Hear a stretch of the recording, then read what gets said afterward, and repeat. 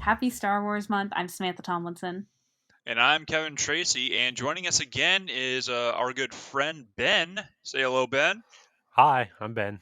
Hello there. so, so we're not. Oh my god, we're not even at that movie yet. I know. I know. I have to say it every time. So, Kevin, what do we do on this podcast? We talk about movies and pick them apart scene by scene, and just talk about all the funny stuff and break it down to the point of could this actually happen in real life? And speaking of funny stuff, we're continuing Star Wars month with Attack of the Clones, which, Woo! which is we talked about this last time. There's like I feel like universally this is considered to be the worst Star Wars. I don't know if the sequels are in this, but in Well, general, of the prequels, of the prequels is definitely yeah. considered to be the worst. I saw that conversation, people like on Facebook being like, I mean, I wouldn't say Last Jedi was the worst because Attack of the Clones exists, but like I It's like ouch. The Clone Wars movie also exists. That one Yeah. I didn't have a huge issue with. It was just very catered for that's kids. all there is to say about it. It exists. It was it's like it made up for itself with the show. It was fine. It was just the beginning of it was just starting the kickoff to the show basically, and it was very very much catered for kids. Way like the first season of Clone Wars kind of did that, but this was like way more. They hadn't hit their stride with the style and tone and everything yet. Yeah, it took a minute, but once it did, it took off and took a life of its own. Yeah. But rewatching Attack of the Clones, I think I also said this last time. I've upon watching the first time I watched the prequels, I'm like, oh, Phantom Menace was way worse because Kevin, you had said how each film in a sense does get better, and I realized also last time I started to say it, and then I started on something else. Distracted by everything we were saying. When the first time I was watching the prequels, so Kevin and I were watching them together, and your roommate Frank walked by, and he said, I think one of the best insults about the Star Wars or the prequels specifically I'd ever heard. He said, watching the prequels is like ripping off a Band-Aid where the Band-Aid is duct tape and the adhesive is sandpaper. Which is such a burn. It's such a brutal thing to say about anything. I mean, I don't 100% agree with that, but I mean, it's kind of hard to argue with a burn that severe. I think this movie was because obviously it still has a lot of world building, and I think overall there's just a lot of things that they just mention that I think we should be seeing, and then there's a lot of things that this is going on for too long, I don't need to see this. And it was this was such a long movie. I forgot how long this movie was. I'm like, God, there's 40 minutes left? How? Yeah, they get progressively longer as they went on. I for some reason I kept forgetting that. Mainly it's the ending. I think the battle before they fight Count Dooku went on for a little bit too long. I'm like, yep, there's a war starting. We've established this 3 minutes ago. It went on for way too long. But I think like I said, this is still a fun movie.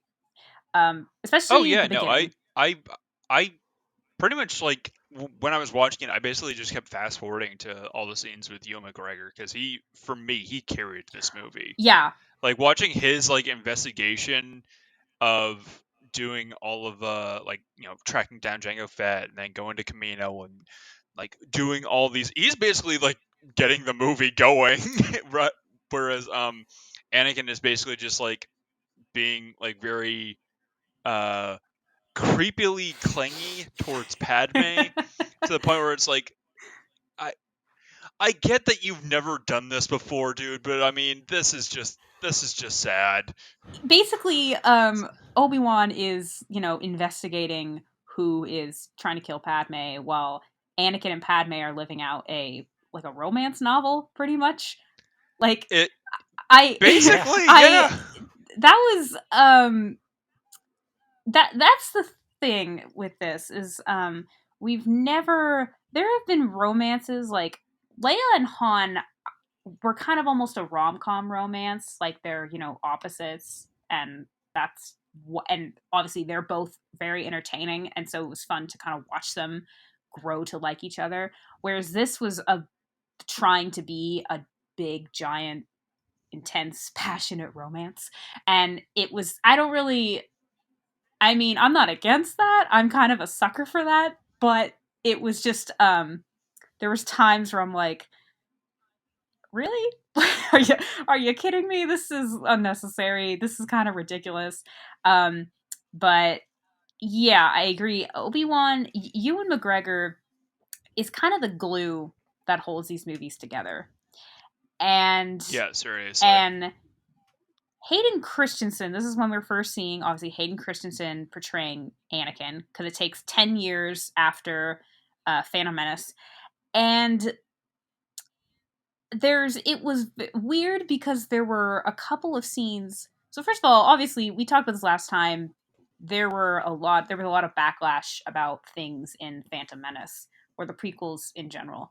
And Hayden was obviously, because I mean Jar Jar was toned down so much in this movie, and Yeah, yeah, he only has like a couple scenes, but one of them is so vitally important yes, that it it kind of, well, I mean, we'll get into that later, but that still kind of carried into the Darth Jar Jar Well, theory, fun fact: but they toned it down. Yeah. the working title for this movie was Jar Jar's Big Adventure. I feel like that could have been the title for the last That's right up movie, there though. with yeah, that's right up there with Caravan of Courage and Ewok Adventure. But in this movie, obviously Hayden Christensen got some of the backlash about his portrayal, but there are quite a few people that really love his performance, and like I remember seeing something on YouTube. Because I found a couple of like interviews that he did. One was like from 10 years ago, and a couple were from like promoting. I think one was from promoting Revenge of the Sith, but like he's not a insanely charismatic person. He's kind of No. mellow, maybe a little shy, but and I mean I'm not gonna hold that against him. Like whatever, that's his personality. But I think also a lot of his acting seems to be, because there was moments throughout the movie where I'm like, okay, I have no his performance here I think is actually pretty good. Right here I think is pretty good. Or this I'll be like, I can't tell if this is good or not. Like a lot of his acting is very much in his it's weird. Like I feel like sometimes his voice, it feels like it's holding back. I don't know how to explain it. There were just these Yeah. you know what I mean? Like there were a couple Yeah. these There's a couple times where it feels like his voice is kind of wavering, and he's kind of holding back all this emotion. But I feel like that's kind of the notes he was given, yes, and yeah. because like you know he's supposed to, like, he's a Jedi. He's not supposed to act on his emotions. He's supposed to act purely on instinct and logic and reason. And I think that was an intentional note he was Yes. given by George Lucas in order to uh, kind of give off that portrayal that we're seeing in with him. Of That's why he's kind of acting in a the main critique that I saw was very stiff, or not a lot of a wide range of emotion, but it's like that's what the Jedi do. They're not supposed to act on emotion. Yeah, So yeah. but later on in the movie, when he's like having like the outrage of like, I killed them all, not just the men, but the women and the children too. Like that's a very emotional Yes, scene, that's the scene. and that's why. That is the exact Yeah, and scene I was thinking about. Yes. yeah, and like that's why that's probably like one of like his best scenes, like acting wise, because it's like one of the first few times we see like a huge burst in outrage of emotion from him, because that was such a raw scene for him to deal with, because I just what my mother just died in my arms, and I just massacred an entire village, like with no remorse whatsoever, and now he is he's opened up the floodgates to Padme. So it's like, yeah, no, it makes sense for him to be flat and then just kind of like release all of what he's been feeling up until that point. See, it's funny because that's that one of those scenes where I couldn't tell if this was. I'm like, I was in between on whether this is really well performed or not. And I think, like I kind of said, like it. Part of it was his voice, which I know sounds weird, but like you have to watch the movie. I don't know how to explain it quite. It feels like it's holding back, but Mm-hmm. particularly Anakin's written in a very. I feel like Anakin himself is actually written kind of. I think George Lucas. It was very clear. It's very Anakin is very clear. Like George Lucas very clearly knew exactly what kind of person Anakin is, because throughout the movie, Obi-Wan's concern about Anakin is he's very arrogant and cocky, and he is, and he's Yes. very much like, he's stifling me. He doesn't think I'm ready to take the He's trials. holding me Yeah, back. like, and there are the times where he's doing this weird little, like, there are moments where he's acting, I feel like he's acting younger than he did in Phantom Menace. And then there's times where, like in that scene in particular, the reason I'm in debate was because I felt like all the emotion in his face, like him holding back his emotion, was like, it was like, I can't tell if this is great or not great. And I think you kind of made the point. I think it is actually pretty good. Yeah. Uh, any notes on that, Ben? Did you kind of agree with like Hayden Christensen's kind of portrayal of Anakin, For the most or part, yeah. how? Yeah, As he kind of because did I the best remember. with what he was given, best he could with what he was given. Yeah. Yeah. There's that's the other thing. So I didn't double check this, but I had heard this a long time ago that apparently Leonardo DiCaprio, this is again like late 90s, early 2000s. Or this came out in like 2002, so they probably shot this like 2000, 2001. But It was shot before 2001 okay. because Ewan McGregor was in Black Hawk Down, which came out in 2001, and he recorded scenes for that after this. That's okay, that's funny because I had I've seen behind the scenes stuff of how right before, because they shot this, a lot of it was in Australia and I think maybe London, but I know Australia for a lot of it.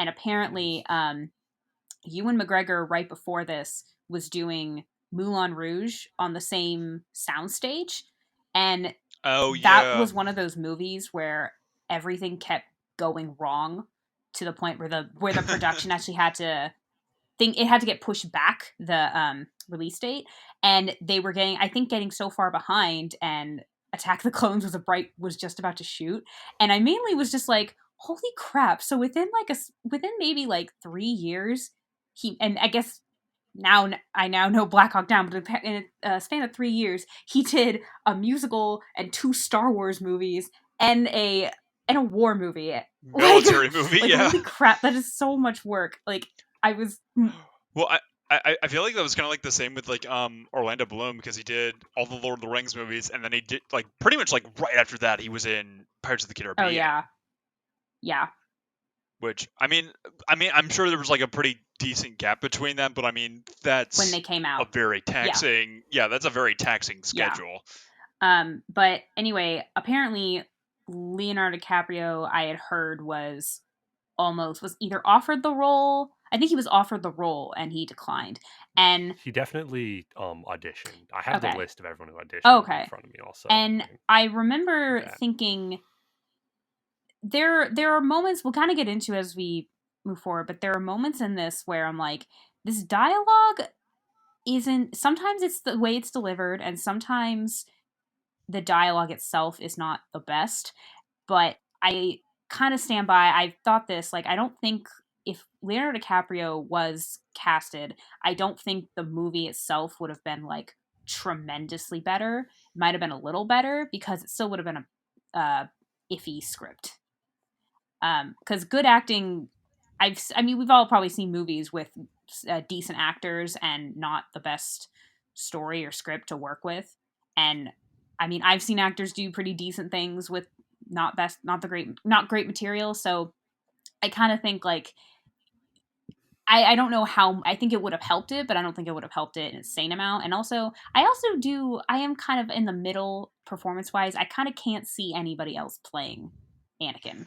Yeah, like that's kind of like how I feel with Harrison Ford as Han Solo, because I remember I think Tom Selleck was Oh auditioned for my that god. role as well. There was a couple other actors, but I remember Tom Selleck being the most notable of that. But it was just when you hear like all these different like casting choices as opposed to what we actually have and who they casted, it's so hard to kind of pull back and think of how the movie could have been differently had those actors been casted instead of who we got. Like, could you imagine Tom Selleck in as Harrison Ford rather than That's super weird than to think about. that? Yeah, because like I don't really think Tom It Selleck is kind of like a smarmy, would have been a smart ass very kind of different character. character. Yeah, because like Harrison Ford's like he's very much a smart ass, and Tom Selleck, I I think to be fair, I've only seen like a handful of like roles that he's been in, but I don't really see him as like the smart ass kind of yeah, scrappy. bad boy. He always kind of seems to be kind of like play by the rules kind of character. I mean, I'm sure that's kind of like a typecasted thing that he's been in, but again, I've only seen a handful of things that he's been in, so I'm not the biggest authority on Tom Yeah. Selleck. But yeah, seeing anyone else other than Hayden Christensen being Anakin, I feel like would have completely changed the role and the course of these Yeah. movies. And yeah.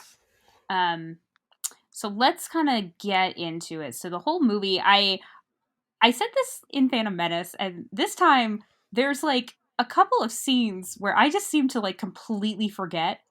And this one, I know. Okay, Obi-Wan and Anakin are tasked with protecting Padme, at least in the very beginning. Oh yeah, Yeah. after she almost got And she firebombed. like her flight her and so her plane lands. There's an explosion. Her decoy dies. Spaceship. And Yeah, no, It just looks like a oh, plane. okay, yeah, sure. and of course it's all chrome Yep. and and, and was it the because same every captain from the last movie? no, it's a different captain. Okay, that's what I thought. I'm like, You can tell is because he's got an eye patch. I'm like, No, that's Panaka. He was That's in the okay, this. same it is guy. the same person. Yeah. I'm like, they He's look her guard similar. captain. He's her captain of the guard or whatever. Or head of Oh, security. He was in I the thought first he movie. I thought he was just head of the security of like Theed in the first one, and then this guy in this one was like her personal bodyguard. I thought it was two different characters. Are you looking it up? Yeah, it got real quiet all of a Yeah. sudden. Um. Anyway, yeah. So the decoy dies, and then the chancellor's like, no, and she's like, this isn't that serious. It's like, It's what? like, yeah, several people died. It seems pretty serious, but I think what's funny is actually, hang on, sorry, I got messed up. Okay. What? Okay, yeah. So yeah, she's not at all. She's not. Doesn't seem to be taking this seriously. But what I didn't understand is why. Okay, so she's going to the Senate because she's a senator now. She's going to. It's a what like in Congress about whether they should make a army of the Republic because this is pre-Clone Wars and there's like some systems are trying to separate from the Republic, the Separatists, and I didn't understand why specifically she was being targeted. Why wasn't anybody else? Because she was like like one of like the key senators of like the Loyalist Committee that was like in charge of the vote, leading a creation of a grand army, which I feel like kind of contradicts her roles in the Clone Wars TV show, where she's constantly trying to run That's what I. bills and stuff that was either advocating negotiations to end the war or cut military spending so that That's way what I didn't understand. more yeah it just felt like it was going back and forth, but I mean her intentions are pretty clear in this movie.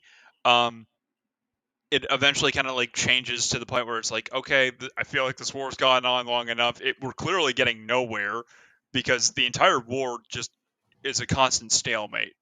They Yeah. just keep trading systems back and forth. It's like as soon as like the Republic takes a system, the Separatists take another one because Palpatine's playing both sides.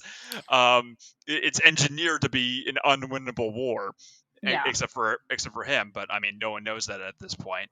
Yeah. Um, but yeah, her and like a few other senators, like Bail Organa and a couple other senators. I'm sorry, Basil Oregano, as you would recognize him, I um, know. are trying to create an army because so many separatists, like thousands of worlds, have left and are now forming their own separatist, like the Confederacy of Independent Systems, led by Count Dooku, who was a former Jedi. So it's like, oh, this is kind of alarming. And also, I got attacked. We definitely need an army. So, Which okay. kind of begs the question: what was the standing military force of the Republic prior to this? Because if they don't have an army at this point, then how exactly were they keeping everything in check? Because it couldn't have just been the Jedi this entire time. That seems grossly irresponsible. And I think I said this last time in our previous episode of like I know that they had like a police force presence on Coruscant, and I guess each world had like a similar type of like small militia, like what Naboo Basically, had, yeah. or some kind of like police force. But it's like, so was each planet kind of just governing themselves militarily, or was there like a standing kind of recruitment call for an army that kind of represented the galactic republic as a whole? Rather than just an individual system. Well, the Republic had gotten to the point where it didn't need a standing army because there was no one to fight against. Yeah, I mean, I suppose that makes sense, but I mean, even just like a standing army, I feel like have it and not need it, then need it and not have it seems kind of the way that a government should go. I feel like, Yeah, I guess. Even Mace Windu says to I think it's yeah, it was in this movie, it wasn't in Phantom Menace, where he says to yeah, Palpatine, like, thing is, like, we're stretched thin, but also we're not soldiers, we're peacekeepers. yeah, we're keepers of the peace, not soldiers. We can I, do I so like much. how I like how in that same scene, Kiadi Mundi is all like Padme just straight up like says like Count Dooku tried to kill me. It's like we have zero evidence to support that. And Kiadi Mundi, the Conehead character, if you don't know who I'm talking about, Sam. Is that Um, wait, is that Palpatine's, like, guy, his sidekick, or no, No, no, that's no, he's no, a. no, no, oh, no, no, the no, Jedi. okay, yeah, okay, But yeah, what yeah. about the droid attack on the Wookiees? Yeah, that guy. We'll get to that later. Okay, yeah, because But yeah, yeah. he basically says like I was like, oh, it's like Palpatine, he's a political idealist, not a murderer. And I've seen so many compilations on YouTube of him saying that line, like that clip taken out of the movie, and then it just shows a compilation of like all the people that Dooku just blatantly murders in the Clone Wars TV show.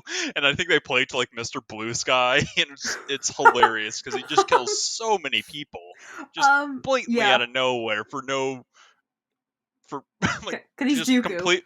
Yeah, because he's Dooku, but it's like he's a political idealist, not a murderer. So, It's like okay, no, I think he is a murderer. He totally was. And I two, also want to. yeah, Sorry, one more no, thing. yeah, go. I just want to point out how convolutedly and unnecessarily complicated Padme's assassination was. So Oh, this Palpatine, the first one or the second one? no, just in general, Oh, okay. how the whole thing was organized. So Palpatine realize that she's trying to lead like create an army. It's like, oh no, wait, that's too soon. So he tells Dooku, is like, hey, I need you to kill Padme. So he hires another guy, Jango Fett, to go and kill her, who then hires another bounty hunter to go and kill her, who then gives the job to a droid that just drops bugs. So in all fairness, so that's like 6 different people in charge of So killing her. I'm gonna throw a wrench in your theory there, Kevin. I don't think Yeah. it's canon anymore. Django wasn't hired to kill um Padme. Zam Wessel was, and Oh, Django was okay. just there to follow her, keep an eye on Okay. her. I know, but it's still that was just so funny when it's like Palpatine hired this guy, who then delegated it down, who then delegated it down, who delegated it down so far that it's literally just in the hands of these two fucking centipedes. All right, guys, I'm not gonna take the fall for this. Yeah, Um, it's like, this is what I yeah. get for quitting the Union. But back to that scene where they're like, Padme, people are trying to kill you. This is serious. Two things. One, so what's the Jedi's name? Is it Luminara? Luminaire? There's Luminara and Dooley, and our Padawan Barris was in the Okay, office. that's who I was like, is that Barris?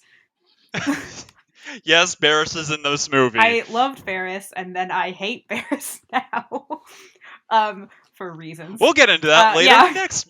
next year. but I was like, oh my god, it's funny to, because I obviously haven't seen these since finishing the Clone Wars series, so it's kind of like, oh, you.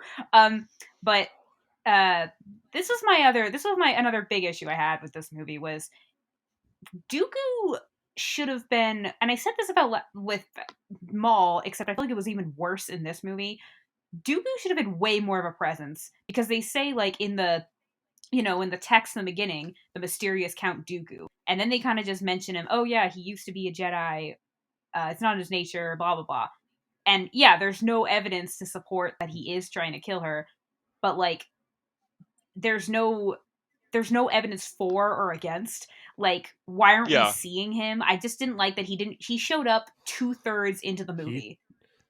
an hour and 16 minutes into a 2 hour and 20-minute long Yeah, movie. and I'm just like, Yeah. I feel like I like how you had the timestamp for that, Ben. I appreciate that. I did. You asked me to join you on this afternoon, and I was at work, so I haven't had time to watch the movie. So I just have trivia pulled up. You know what? All for you, man. I respect that. but it just, why wasn't he seen? And I don't know if it cut back and forth. If I like if we also just saw the Separatists, or if we saw that movement like a little bit, just because it just seemed Dooku seemed completely irrelevant to this movie, even though he's incredibly important because Yeah. he's barely in this movie.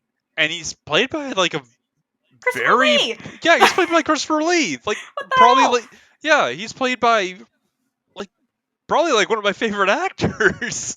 Like Christopher Lee, he was comes out of nowhere. yeah, like Christopher Lee, the man that James Bond is based off of. Wait, really? Yes. What? His cousin Ian Fleming said on record that he wrote James Bond based off of his cousin Christopher Lee. There are so many things. There's so many God. awesome badass trivia moments of Oh my Christopher God. Lee. I kind of want to dedicate an entire episode to him and just his entire Sure. filmography page. Like, this man is an icon, and he needs to be celebrated more. And yeah, he should have been in this movie more. Like, even if it, Yeah. like, give us a reason for us to assume it's not him. Just like, they're, like, oh, it's not him. It's like, okay, well, why? Like, I just wish we saw something of the Separatist movement, because it was just very much in the background. And Yeah. the whole focus of the movie is who's trying to kill Padme while Anakin's trying to protect Padme. And that is very much what's going on. Yeah, because I totally agree, because when we do eventually see the Separatists along the same time as when we first see Dooku, it's just them talking about bad guy stuff. It's like, oh yeah, like we're still like on the fence because Senator Amidala isn't dead. Like, I want her head on my desk right now because I'm Newt Gunray. I'm the bad guy from the last movie, so therefore I am bad. They basically just emphasize separatist bad, Republic good in this movie, when it's like, no, there's a legitimate reason why the separatists are leaving. They just don't acknowledge that in this movie, that the Republic Senate is corrupt. Like, so much corruption is going in that. That's why they're leaving, so they can form their own government. And they don't address that. They just focus on, Oh, they're like, leaving. They're bad. yeah. It's like separatist bad. We are building droid army. Droids bad. Clones good. They just they dumb it down so much, and I felt like they didn't need to do that. They should have had like some kind of, not necessarily a sympathetic moment, but something that you can kind of I guess just empathize with, that you can yes. like understand like, wait, why are they leaving, other than the fact that it's like they just want power for themselves, because that's literally the only reason that they're giving us. They And yeah, they don't really address what the separatists or any of this until Clone Wars, when we meet Lux Bontari, where with the whole like, just because you're a Jedi, when he meets Ahsoka, just because you're a Jedi doesn't mean, okay, you're a Jedi, you're not bad, I'm a separatist, I'm not bad, we're just yeah, people. And yeah, and I totally love that episode of just like, oh, we kind of get to see that, this war isn't black and white. It's gray. There's a lot of moral ambiguity to both sides of this war. so yeah, exactly. So when so Padme's like told, hey, you're gonna be, guarded by Obi-Wan and Anakin. And I do kind of love, right, the first time we see Obi-Wan and Anakin, again, it's been 10 years. Um, okay, so you guys had said that Obi-Wan's a master at this point, but he's still a Jedi Knight. He's still a Jedi Knight Yeah. Yeah, Okay. And because so, Anakin's not a knight yet. right, and that's my other thing. So Obi-Wan, okay, he probably took the trials sometime after Phantom Menace or whatever, and yeah. and is a knight for at least 10 years, because sometime after that, pre going into the Clone Wars, Anakin is a Jedi Knight. So is Anakin just like flying through all this? Like he was a Pretty Padawan for much. 10 years and then he's a Jedi Knight for the I next. mean, pretty much. I mean, by this point, I feel like the there was like a moment with like the council of like, well, we're kind of in the middle of the war and we're kind of leading that war now. We kind of need as many knights as possible. So I felt like they kind of expedited and rushed a, a little bit of the steps of their Yeah. process. So because I think it got to the point where they were kind of like, I mean, they did have like the training of like Padawans in groups. Like that wasn't like an unheard of thing, but I felt like they were kind of doing that a bit more so than usual than they were doing previously, Yeah. Okay. because it seemed like Yeah. a lot of bad eggs slipped through the cracks, even amongst the higher ranking Jedi. Yeah. Like someone Yeah. that I don't want to mention because, if you have nothing nice to say about them, don't say anything nice at all, Ponkrell. But I kind of just do love, right away we do see like Anakin's very nervous to see Padme again, and Obi-Wan is it's very much, you can see like how different he is compared to Qui-Gon, of his like Yeah, yeah. he but the thing is, doesn't like understand, like, not saying he doesn't understand, he just knows what is expected of a Jedi, and Anakin isn't quite, he's kind of skimming along those lines. He yeah, Yeah. he keeps kind of teetering on the fence between like being like too overly emotional and then being insanely competent and strong with the force to the point where it's like, okay, let's reel it back a bit, Anakin. It's kind of overkill. Let's not do any aggressive negotiations. What the fuck is that? We're Jedi. We're not going to threaten this guy with a lightsaber. But I do Um, think that Hayden Christensen does a good job of, showing he is not like, he thinks he's so ready and he thinks he's so mature. I think he's really great at showing like his the all of the good and the bad of Anakin, and the fact that yeah. he is very emotional. And we find out like, so when he first sees Padme, he's like definitely trying to flirt with her, and it's like Oh yeah. hilarious and awkward. And I just don't understand, like, it's not even that it, it's not even that, okay, he's been thinking about her for the last 10 years, okay, fine, but like, it's again also been 10 years, she hasn't shown any, like, it just seemed, why was all of the flirting and why is all the interest coming from him, the one person in this who really shouldn't be, as opposed to the senator, which actually makes sense because she says late, she can't either, like, she knows she can't be with him because he's a Jedi. But I found it just Yeah. awkward and funny that it's all coming from the one person that really is not supposed to. be doing this. And Obi-Wan doesn't really, he kind of says like when, like, oh, it's clear that he's, into Padme, he's like, you've made a commitment with the Jedi, a commitment that's not easily broken. And it's like, it seems like it's very easily broken if, like, so Yeah. many people have leave it. Yeah, I mean, they even gave like special. I don't even know if this is part of the canons or legends.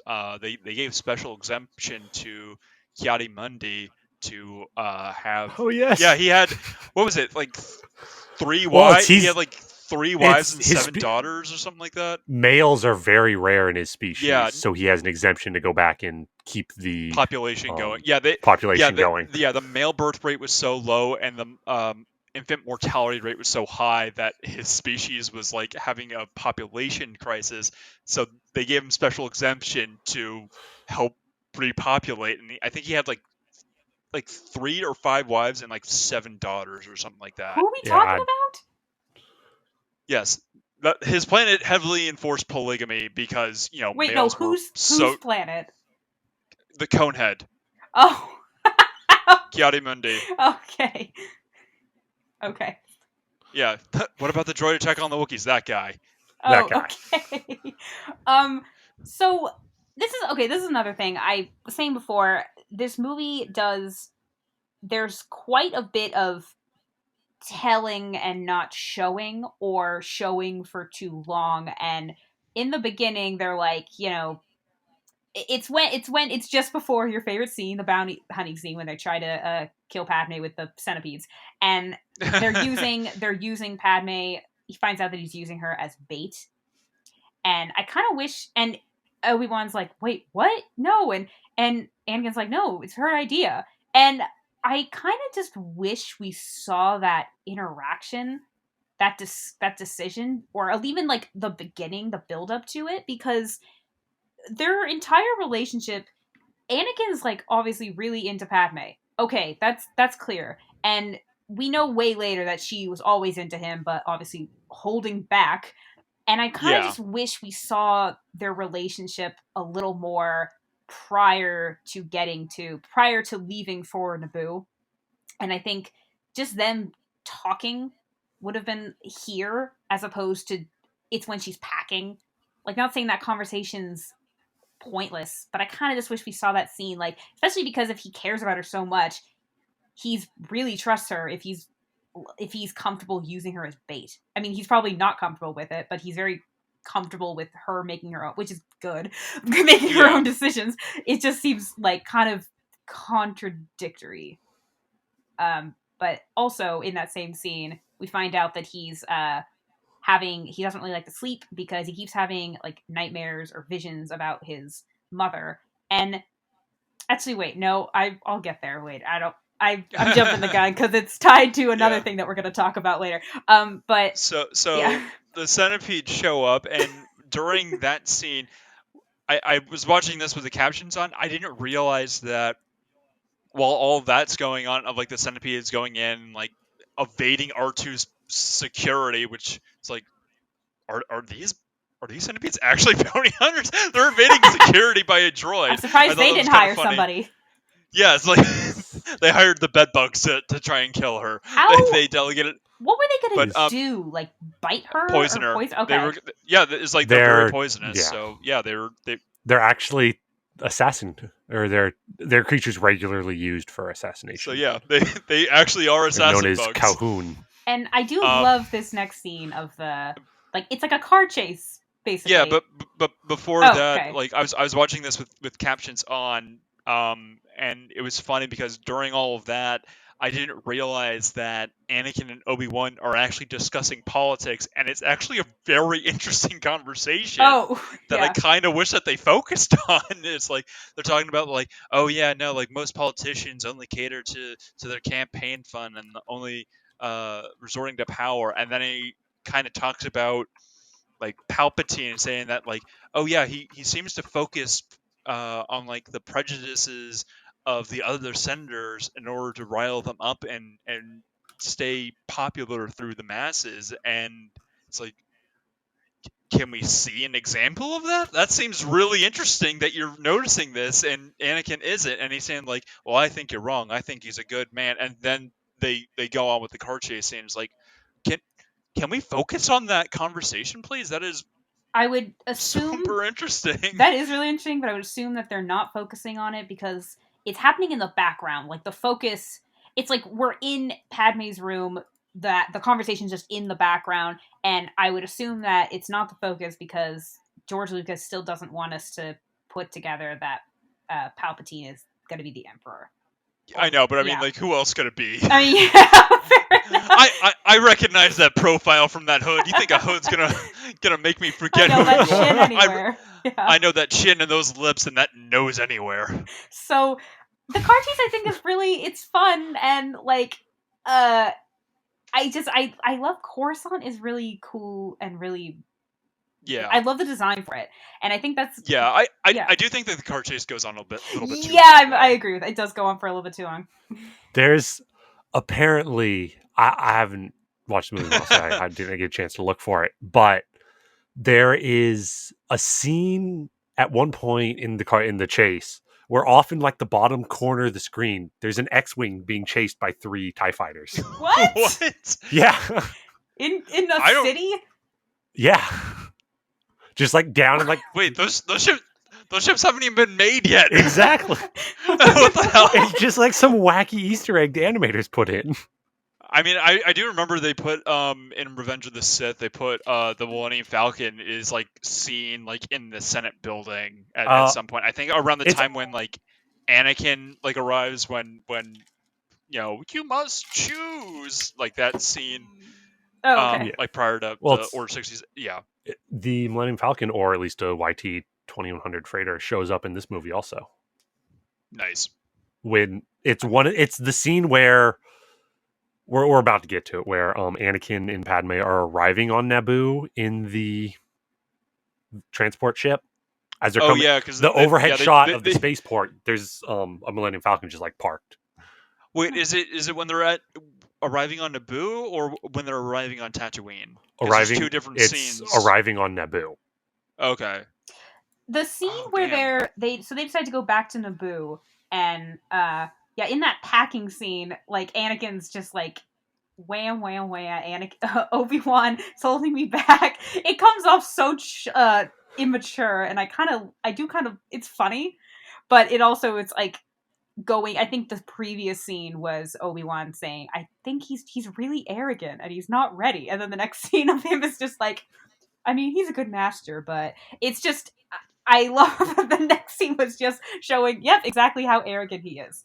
And I mean, he throws a milady in there. And I swear to God, I was like, someone had to have animated like a fedora on his head when he said that. It's like, milady. But I did that. But that's he's like looking at Padme, and she's like, "Stop looking at me that way." He's like, "Why?" He's like, "Because it makes me uncomfortable." It's like, it's making a lot of people uncomfortable. Like, yeah. But when they got going back to Naboo, and when they're on that transport, because they take like what is like public transportation, basically, yeah. They're smuggling themselves in. It's basically like riding the train. Yes. Yeah, they're taking the intergalactic Greyhound bus. There you go. But that scene, I for some reason it's like this movie. I remember Anakin and Obi-Wan arriving, and then the car chase scene. Then I seem to not remember anything up until like they're like arrive on Naboo / Obi-Wan's going off and whatever Obi-Wan's doing.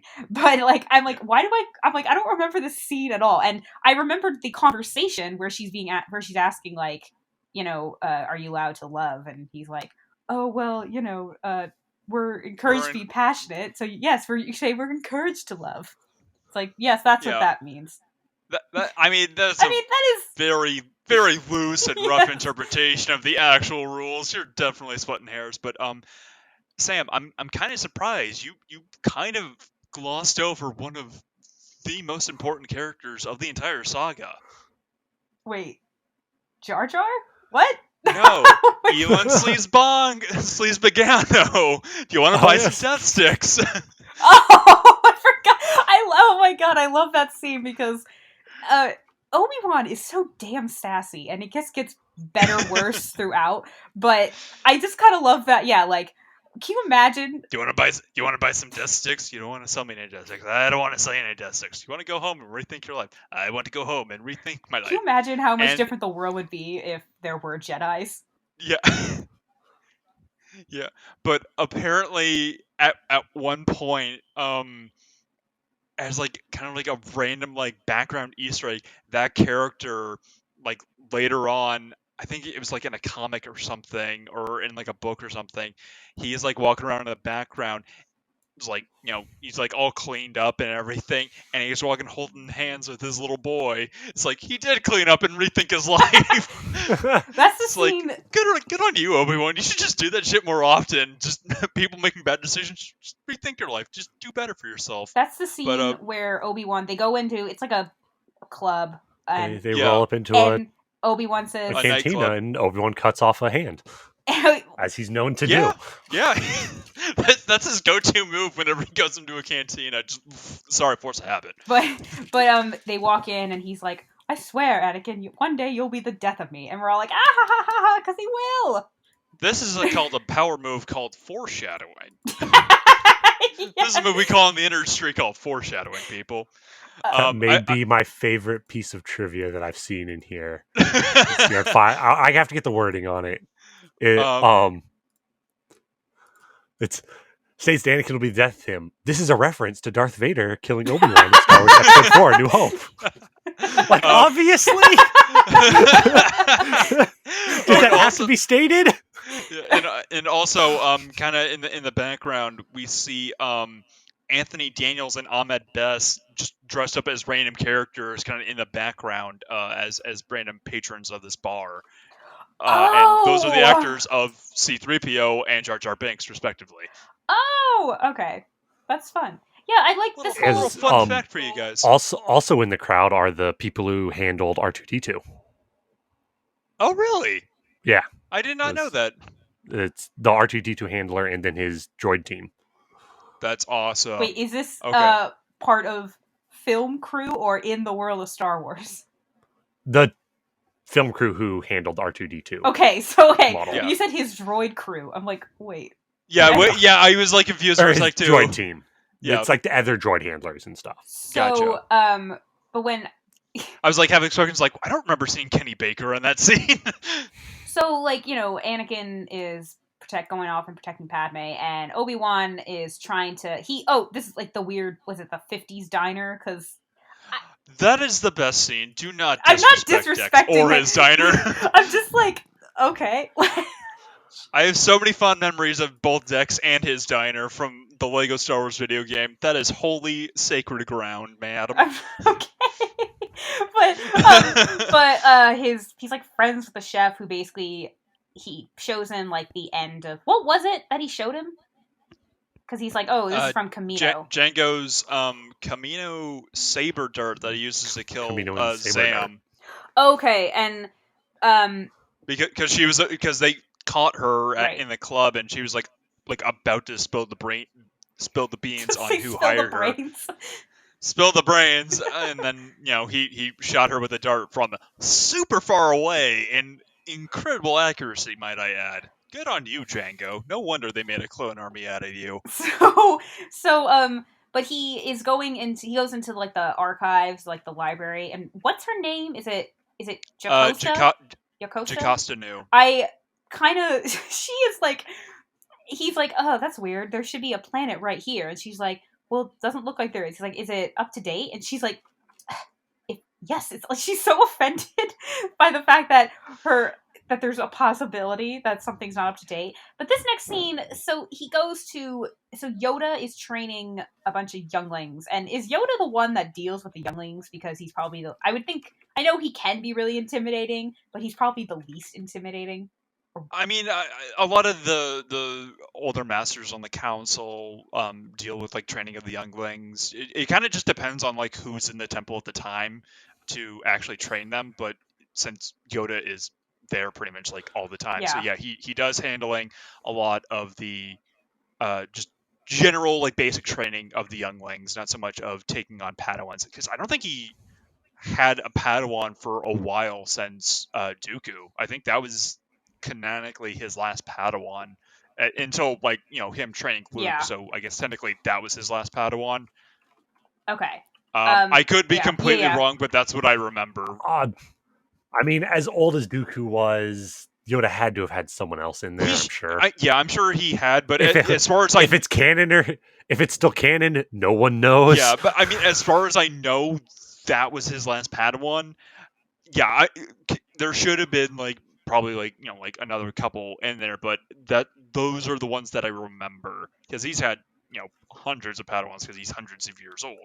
Yeah. But in yeah, this scene, so he like shows the the archives, and like basically Yoda's like, younglings, like, hey, let's help him, and if there's a if this means this, then what is I didn't. So basically the younglings are like, oh, someone must have erased the planets, the data, and it's not that they figured it out. It's just, how did Obi-Wan not figure this out on his own? I think he had suspicions. He just needed like, am I the crazy one here? Am I the asshole for thinking someone just alt deleted this? I need someone else to be kind of like on the same page here. And it's like, okay, all these kids think this happened as well. It's like, okay, my suspicions are somewhat confirmed. Let's go check this planet out. Thanks, Yoda. Okay, because part of me I was think like, that was pretty much what that scene was supposed to confirm. because part of me is like, why not just go there? And if there's nothing there, but I understand, like, okay, maybe he wants to double check before he makes the trip. It's like, hey, does anyone know about this? No. It's like, oh, got deleted. Hey Yoda, you wouldn't happen to know anything about that, would you? It's like, well, I did have that one Padawan that's currently leading a separatist movement that might spark a civil war that used to be a Jedi, but I doubt that's completely related. I don't think that's related at all. Yeah. Go check it out. Go check out the planet. I don't care. So when Anakin and Padme arrive on Naboo, and this scene was hilarious because they're like it's like a, I don't know, a meeting, and and she's like, okay, I think, oh, so there's some, is it the guy from Phantom Menace, the I don't know what's his role, but he's the one that sent the video of Phantom Menace of like, oh yeah, I think he's just like a local governor or something like that. He's essentially like the governor. Yeah. Oh, right, okay. Whatever. So he says something like that. Master Jedi, what's your opinion? And just before he answers, Padme's like, oh, no, he's not a Jedi, he's a Padawan learner. And Anakin's like, excuse me. And I just thought that was so... But then the next part is when she's like, oh, we should go to the lake country, and and he's like, hey, I'm in charge of this. And it's like, it's another, scene of how Anakin is, incredibly arrogant. And she's like, we're here because I know stuff that you don't. Like, yeah, and she just like immediately just like puts him in check. It's like, yeah, we're here because I'm from here. I know the safe places to be. It's like, fine, okay. It's just this entire movie, he's trying really hard to be cool, and it backfires. Oh yeah. But okay, when they get to it's a really beautiful set or location. I like pretty much all of Naboo. Yeah, just looks amazing because I mean this is the rich planet. Mm-hmm. Even like the Gungan cities.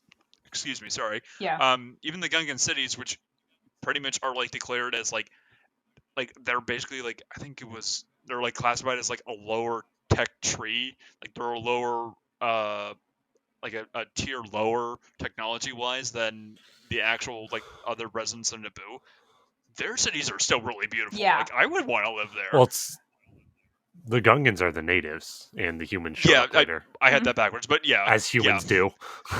They kind of just colonize everything. So yeah. When they get to the lake house or whatever, yeah, Padme, she has so many damn costume changes in this movie, and there's times where I'm like, I think it really irritated me in later when they go to Tatooine, but she has so many costume changes. Was she wearing that when they traveled, and that was just her dress underneath? Or was that she changed before going to the lake house? It's like, why did you need to change? Well, this is where those deleted scenes of them going to visit her family fit in, I think. Okay.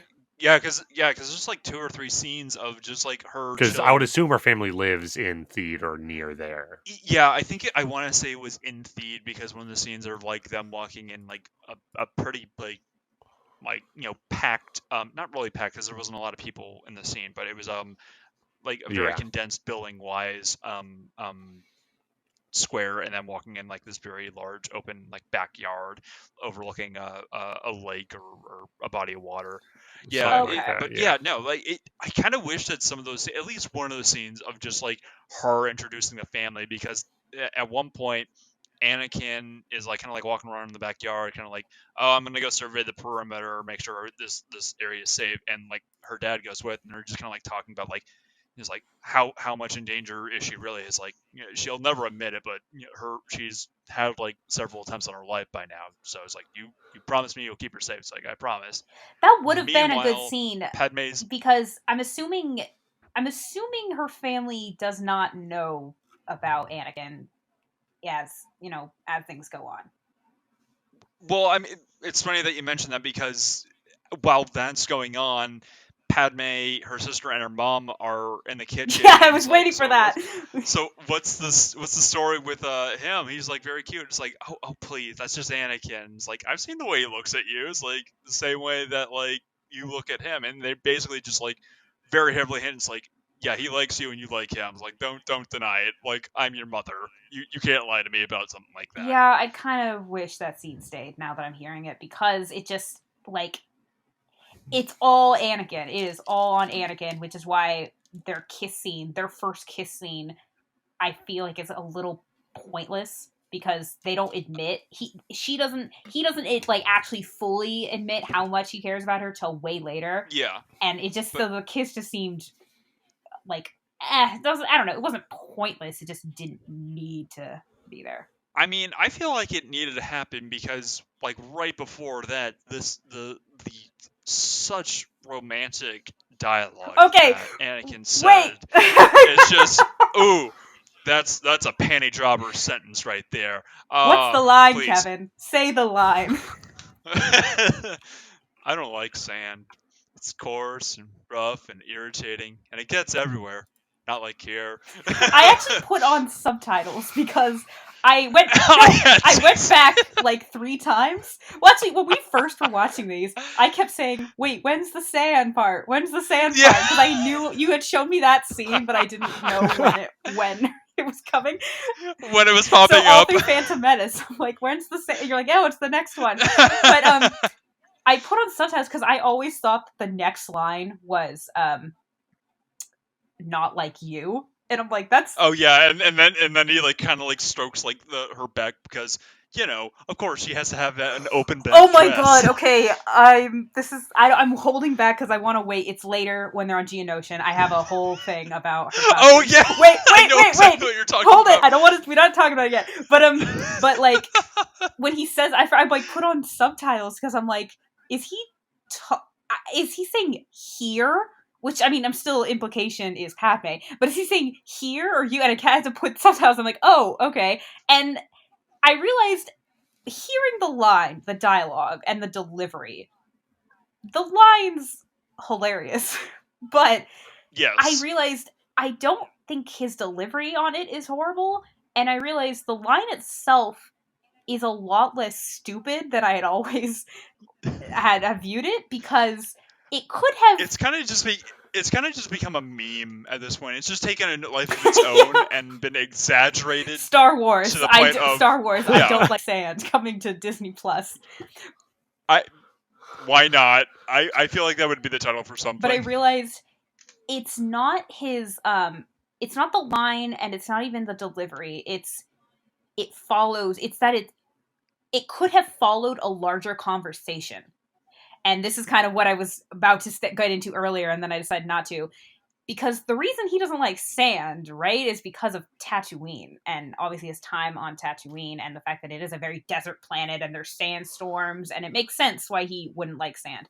And that could have led to her being like, oh, because of Tatooine, and then discussion about how he's having nightmares about his mother, because that's pretty important. And that's kind of like Dooku. It gets brought up once, and then it doesn't get brought up again until it's relevant. And it's like, I think it should have been brought up sooner, and that would have been a great time, because that's the reason he doesn't like sand. He was just using it as an excuse to flirt. I feel like it's kind of implied why he doesn't like I mean, sand. okay, but it still could have led to a larger conversation that connects to his mother, who is a very important, prominent. yes. Yeah, yeah, yeah. No, I see what you're saying, but it's just like I feel like there was enough context clues Yeah. of just knowing his general, basic history of like, oh yeah, no, I totally get why you don't like sand because you were a slave on a desert planet. Yeah, So that it's suck just too. a stupid line because it's being used in his attempt to flirt, because most of his scenes with Padme are him trying to flirt with her. Yeah, just like how he went cow surfing and then pretended to be dead because nothing impresses the ladies more than riding a bovine bareback and pretending a fake injury. which was Ooh so boy. weird. He pretended, he's like struggled to get up and then just like laid back on the ground. And it worked? Question mark. But so they get to the lake house, and she's wearing her backless dress. Like, she has so many costumes. I did think I liked her political stuff obviously a little bit more. But Yeah.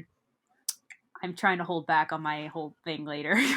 but she changes from. Yeah, I know exactly what you're talking about. She changes. She's wearing her travel stuff. Either was wearing this dress underneath or changed, and then changes again when they go out to the field, and then changes again for dinner, and then changes like 3 times on Tatooine. And it's like, she had so many damn costume changes. And I like I said, like, this dress and her dinner dress I thought were actually really pretty. I really liked them, but there were just so many, and it's like, we could have cut down at least one. I know I've said this before, but I really want to know just the budget for Natalie Portman's just costume and makeup. It was towards the CGI and her costumes, her wardrobe. Yeah, because I remember seeing like there were so many like rare Star Wars action figures and other like memorabilia of just like, here's like Queen Amidala in like all these like different dresses and like all these like, because like each dress was like a different like figure. Yeah. And it was I think they had like a brain deal with Barbie because it was like female character, it's something to kind of get girls more interested into it, and just like each Barbie like of like Padme had like a different dress or something like that, and it became a very sought after collectible because Star Wars, and this is something that's not traditionally associated with Star Wars, is Barbie. So it kind of became something that took a life of its own when it's like, how many dresses were there? What was the budget for this? It just annoys me because it's like, particularly the dress she's wearing when they arrive, the backless one and the like off the shoulder one when they're in the field. It's like both of those were like designed specifically for a cheesy romance novel outfit. It's like it's just a really fancy dress that she will never ever wear again, and it's specifically to kind of, because they're in this really pretty location, she's here with hot guy, let's give her so many ridiculous dresses. Anyway, so Obi-Wan's makes it to Kamino, and is Kamino always raining? Pretty much. Yes. Okay. It's a storm planet. Okay. Like, Tatooine's the desert planet, Hoth's the ice planet, Kamino's the storm planet. If there's one thing I learned about Star Wars, is that a planet can only have one type of environment or geographical setting. And Kamino is Seattle. I was gonna say, is it the Seattle? Yes, it is. It is Tsunami Seattle, because I think Kamino is like 99% ocean or something, or some crazy statistic like that. I think it's more than that. Yeah, probably. So, Obi-Wan arrives, and What? So Kevin, you take the wheel with this, or you or Ben take the wheel with this, because I feel like this is where I get really mixed up on. So a different Jedi who was told to be dead, Yeah. is the one that Yes. organized all this. So yeah. So Obi-Wan finally goes to Camino to track down like where Jango Fett is. He gets there and he's approached by Kaminoan by the name of Tan Wee or Tan Wee. Conway. Yeah, Tan Wee, and it's like, oh, Master Jedi, the Prime Minister is waiting for you. It's like, I'm expected. It's like I didn't announce I was coming. It's like, well, we've been waiting for so long. We were beginning to think you weren't coming. Please, this way. It's like okay. So he meets the Prime Minister, and then the Prime Minister is like, oh, okay, nice to meet you. I'm Lama Su, or Lama Su. Fuck, what was his name? It was like Lama Su. Something Yeah, like that. something along those lines. I'm probably butchering his name, but yeah, Lamasu. And it's like, okay, let's get down to business. We have 200,000 units ready to go, with a million more well on the way. So if you could just tell your master Sifo-Dyas, the order will be met on time. And Obi-Wan's like, wait, what? What are you talking about? First of all, it's like, yeah, Master Sifo-Dyas. It's like, yeah, he died over 10 years ago. It's like, oh, Yeah. awkward. Well, I'm sure he would have been proud of what we made for him, right? It's like, what army? Wait, what are you making? It's like, yeah, we made a clone army for the Republic. It's like, do you want to check it out? It's like, yeah, that's why I'm here. Let's do that. And he inspects the army and asks all these questions. And it's like, oh yeah, they take like roughly 10 years to mature. It's kind of perfect timing. You guys got here when you did. I mean, we got like all these guys like ready to go. Our 100,000 units and a million more well on the way. 200,000. Okay, Yeah. whatever. It's been a while since I've seen the movie. Yeah. And of course, we get to see all of them all suited up, and we get probably the closest we can get to the Imperial March without it being the Imperial March, of them all just suited up and just like. I remember seeing this in theaters, and my jaw dropped when we saw that. And every time I see that scene of just them kind of like all like walking in formation, going up the ramp of their cruiser, and it's like At the end. no, well that, but Yeah. in this scene in particular of just them kind of like walking around on Camino, and it's like din, din, din, din, and like the like John Williams score just like comes out of nowhere, and it's just like very foreboding, because it's like I remember watching this as a kid and I didn't really know how this was going to get into, like Darth Vader and the Empire and all that. It's like, wait, these guys look like stormtroopers, but so wait, are these good guys or bad guys? Because they're making them sound like good guys, but they look like stormtroopers, and stormtroopers are bad guys. So I always kind of had that like weird kind of like inkling of like, what's going on? Something's not sitting right here with me. And it kind of just evolved into, it's like, okay, that's cool and all, but where's this bounty hunter I've been looking for? It's like, oh yeah, he's up here. Well, I can take you to him. fun fact about that shot of all the clones, they never built a single suit of clone trooper armor for the I movie. know, It was all CGI. I know, and I'm kind of disappointed they didn't at least make like a set of armor. There's a couple yeah. scenes in this movie where it looks like maybe it was all CGI, but there's a couple moments where I'm like, it looks like CGI and then it looks practical, and I can't tell if I'm wrong. Like the scene where Jar Jar when Jar Jar is arriving, not arriving, sorry, Obi-Wan and Anakin are first arriving on Coruscant, and Jar Jar is like greeting them. He's first walking, it looks like it's clearly CGI, and then it suddenly just looks like it looks bad, and then it looks not bad. And I'm like, is this real? Is this just better CGI? Like, is it? I don't know. I do agree.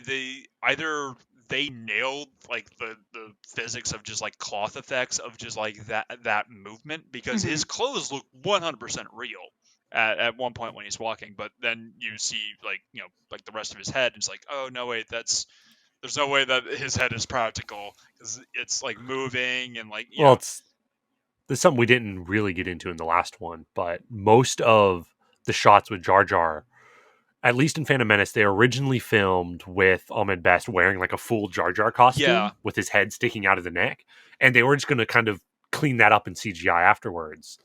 And then they got into it and realized it was going to be just as much work to just do the whole character in CGI. And George was like, "Yeah, let's do that instead." Yeah, so they basically had Ahmed Best just as I guess I guess physical It's inspiration. Yeah, yeah, pretty because much, I don't yeah, think they because I don't think they use like really any of his like footage of him moving around in the scenes. They were just using him yeah. as visual reference so they can animate And then around him. So yeah, and then we kind of get the awesome fight scene between Jango Fett and Obi-Wan on Camino, and we get to see probably like one of my favorite guns in Star Wars as well. His like handguns, they look very much like they look yes, like revolvers.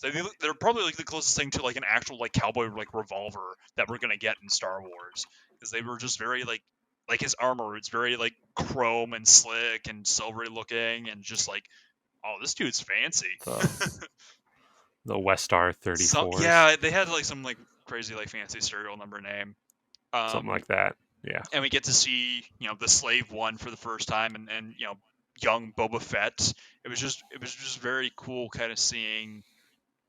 It's like, oh, that's cool. We get to see that before it turns into this like uh Before he gets kicked and falls yeah, into the Sarlacc pit. and then comes back. So when Spoiler for when Mandalorian.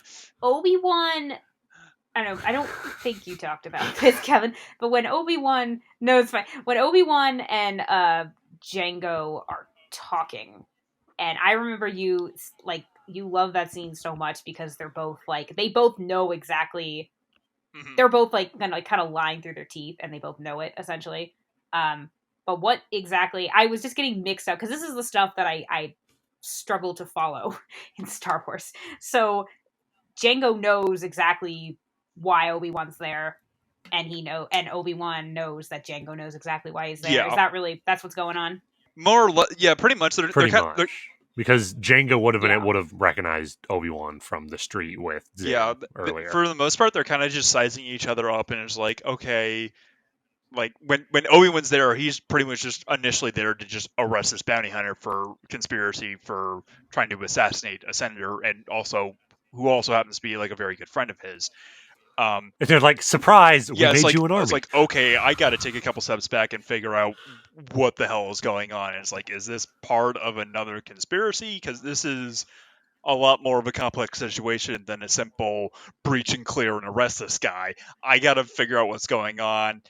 I don't think this guy knows what's going on, and I also need to confirm that this is in fact the bounty hunter I'm looking for. And then he's That's the like, thing is I yeah, feel like this movie, because it's I think maybe that is another issue with the prequels, is that there is, and we talked about this, they are building blocks, but they are unloading a lot of information that you do need. And I think kind of in this movie, the plot gets kind of lost within all of the information and all the things we're learning, that I keep him like, oh yeah, he's still trying to figure out who killed Padme. Like, because then it becomes about a whole new thing yeah, that you almost yeah, forget about the original yeah, intent. pretty much, because it's like, okay, I need to do this, and then he gets distracted by something else, and it's like, oh, but now I get to do this, but also this is going on. It's just constantly going back and forth of trying to figure out. It's like, oh, I found this, which led to this. It's just he keeps following this insanely complicated and convoluted breadcrumb trail that just gets more and more crazy as he keeps going. It's like first it's like Yeah. it's a simple, I gotta arrest this guy for attempted murder, which leads into this, which kind of leads into like like this political conspiracy of like, was he hired by the separatists? I got to figure that out, which leads into, wait, there's an army of him. Wait, hold on, back up. I need information on this whole thing first. And it's like, okay, I'm just gonna bring him in for questioning on all of this because this is starting to give me a headache. And then he runs, and that leads him to Geonosis, and it's like, so wait, he is working with the separatists. Dooku's behind this assassination. It's like, okay, that clears up that loose end, but now I still got to figure out about this army, and now I'm stuck here on Geonosis, and now I'm captured, and it just Yeah. it just keeps unfolding, and it gets to a point where like he can't answer any of these questions because something keeps hindering him or getting in the way, and then pretty much it gets to the point where like the movie ends and then there's that huge time leap, and it's like, well, I guess Yeah. we're gonna forget about my investigation because he literally never mentions it again until like the last until like season 6 of Clone Wars. Like, oh yeah, he did mention that one. Dooku did mention that one thing to me that one time, huh? I probably Yeah. should have looked into that in like the 3 years since we've had that conversation. Well, they were busy fighting a war. True, but I mean, it's like you had some downtime in those 3 years at some point, I'm sure. So, like back on Naboo and Anakin, and to me, this is just another great example of Anakin acting very young because he uses the Force to grab Padme's pear and then cut it and then send it back to her, and and and So when he's like, romantic. Obi-Wan caught me doing this, he'd be very grumpy. And it's just like, how old are you? Very It's grumpy. just such a child way of saying that. I also remember they I think they did a thing on that on visual effects artists react on Corridor Crow on YouTube, where they covered that scene, the tracking of that pair. That the pair doesn't exist, like I that was completely figured, yeah. CG'd, and it you can tell because it just looks It's like like it's four. It looks like it's like 4 plastic. polygons. yeah, it looks like it's made out of rubber. This thing is like way too shiny to be a pear, and her tracking on it of like her stabbing it with the fork, she just kind of like it looks like she kind of misses it, and then when she takes a bite, just like a huge chunk is missing, even though she visibly takes like such a small But bite. also, the pear, she grabs it with her fork, and I'm like, the thing about a fork is like, it'd be hard to grab something in the air. You kind of need, like, when you grab some food off your plate, you have like, okay, the plate is you're putting pressure on something, and the plate is helping it not move, like, or the fork's helping it not move. Like, how? Let's just imagine that he's putting some kind of pressure with the force Okay, that she's that's able to what do I was that. like. That's Yeah. Okay. That's the only way that can make And sense. also, are there servants or anybody there because to help Padme with her also as many costumes changes that she has, her hair changes I as think well. so because I think we see like a random person like put their food on their table prior to him doing Okay. the the forced pair thing. So there's definitely like just like remedial like Yeah. servants to do some like just general labor there. So I'm sure there's like a few like trusted individuals, or they were just there prior to them showing up. Yeah. um Okay. like because I think it's just a private lake house that either it's very unclear if like does she own this lake house or her family owns it, or it's just an already existing lake house with like it's an Airbnb or like a hotel or something, and they're just it's like, here, come to this lake house. It comes with its own staff She said and her crew. family goes there a I lot, think it's or something. they used to go there. So maybe Yeah. it's theirs, or it's just like Airbnb style. It's just a place they would go. Maybe it's not there. Like they rented it. Yeah. I don't know. Um, Yeah, or something like that. Yeah. But we get to the scene where it on YouTube. This is titled "Anakin Attempts to Seduce Padme," and the thing is, I Oh, feel like I'm like when watching this, I'm like, is this really seduction? It's more of him just saying, "I I mean, care about you." I was seduced, so It's more of him just saying, "I." I mean, I don't know about you guys. I'm straight as an arrow, and I'm seduced by that. It's just him like just saying he really cares about her, and her being like, no, we can't be together because of, but then because despite how we feel, and he's like, oh, so you do feel something, and then we would, when he says like we don't have to tell anybody, and she's like, we'd be living a lie, it'd destroy us, and he's like, oh, you're right, and then that's just it. And I thought, like, I Yep. mean, they did pretty much, it wasn't really the lie that destroyed them. I mean, they weren't wrong, but they weren't right at the same Yeah, there's, time. I mean, uh in like I will talk about it more when we get to Revenge of the Sith, but I feel like there is like a thing in Clone Wars, like a whole like a little bit of an arc of like they don't have a normal relationship because they can't just go out in public and they can't just like be together. And that comes up a couple of times. And so it's not even just like, oh, it'll destroy our lives. I'm like, I don't really see how it would destroy your life. It'd be hard. But like, and it is hard. Yeah. But they're just, but then later when he's like, I thought we decided not to fall in love. It's like, that wasn't, I don't think what was said. It was just, we're not going to be together. So listening skills, Anakin. And we get then, him like having a nightmare, and I kind of wish we actually, or a vision or whatever, I kind of wish we saw it. I mean, we hear it, and it like yeah, but watching it with subtitles, we see is like Shmi Skywalker is saying this, so it's like we know that it is his mother, so it's just, and also you do realize that the visual of that would be her being tortured by Tusken Raiders. I think that's a bit much for a Star Wars movie. The implication, I think, yeah.